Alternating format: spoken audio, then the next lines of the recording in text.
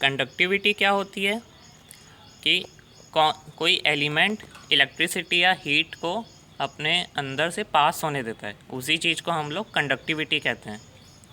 And on the classification basis of electrical conductivity solids are classified as conductors, insulators and semiconductors. अब classify किस basis पे कर रहे हैं हम लोग, इनकी जो कंडक्टिविटी है वो अलग अलग रेंज में होगी, ठीक है। कंडक्टर्स में 10⁴ से लेकर 10⁻⁷ तक होगा। इंसुलेटर में 10⁻⁻20 से लेकर 10⁻⁻10 तक होगा। सेमीकंडक्टर में 10⁻⁻6 से लेकर 10⁻⁴ तक होगा। कंडक्टिविटी की यूनिट्स होती है सीमन पर मीटर। सिमिलरली बैंड थ्योरी, अब 3 टाइप्स के बैंड होते हैं, valence band, conduction band and forbidden band. Valence band सबसे नीचे होता है, कंडक्शन बैंड सबसे ऊपर होता है, फॉरबिडन बैंड सबसे बीच में होता है। And according to band theory, a conductor will only conduct when the forbidden band is overlapped. मतलब जब हम एक कॉन्स्टिट्यूएंट पार्टिकल को उसके वैलेंस बैंड से कंडक्शन बैंड में ले जाने के लिए उसको एनर्जी प्रोवाइड करेंगे और वो जब चले जाएगा, फॉरबिडन गैप को कवर कर लेगा, तब हम कह सकते हैं कि वो कंडक्टर इलेक्ट्रिकली कंडक्टिव हो गया है, ठीक है। इसी चीज़ को हम लोग बैंड थ्योरी कहते हैं। अब कंडक्टर के लिए तो हो गया कि वो अपने फॉरबिडन गैप को कवर कर लेगा।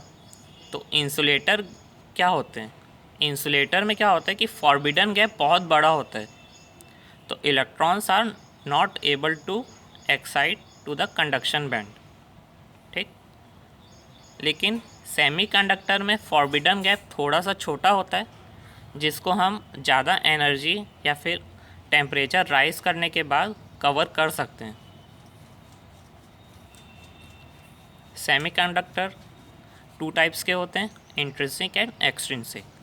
Intrinsic semiconductors have small forbidden gap and they have low electrical conductivity and carriers are electrons, for example silicon and germanium.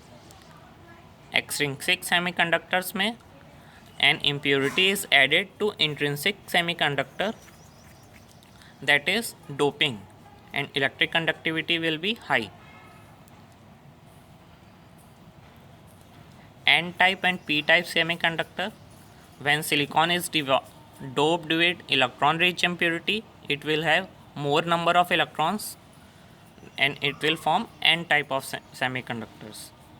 But when silicon is doped with electron deficient impurity from group 13 elements, it will have less number of electrons and carrier will be empty holes, okay.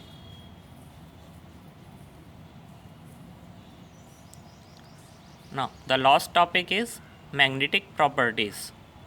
On the basis of this, solids are classified as paramagnetic, diamagnetic, ferromagnetic, antiferromagnetic, ferrimagnetic, okay. Now what are these? Paramagnetic substances में magnetic field जो होती है उसको हम लोग introduce करते हैं, and if the substance is weakly attracted it is said to be paramagnetic. ये होता है कि जो एलिमेंट कंसिडर कर रहे हैं उसके आखिरी शेल में अनपेयर्ड इलेक्ट्रॉन्स कितने हैं, ठीक। Next is diamagnetic. If the substance is repelled by a magnetic field, it is called diamagnetic. The substances in which all electrons are paired, they show diamagnetism. Ferromagnetic substances are strongly magnetic, they are strongly attracted towards the magnetic field, okay.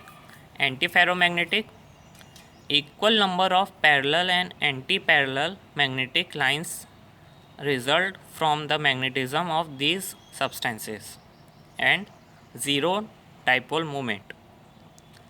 Ferrimagnetic, equal, but these are the opposite of anti-ferromagnetic. Number of parallel and anti-parallel are different and they have a net dipole moment.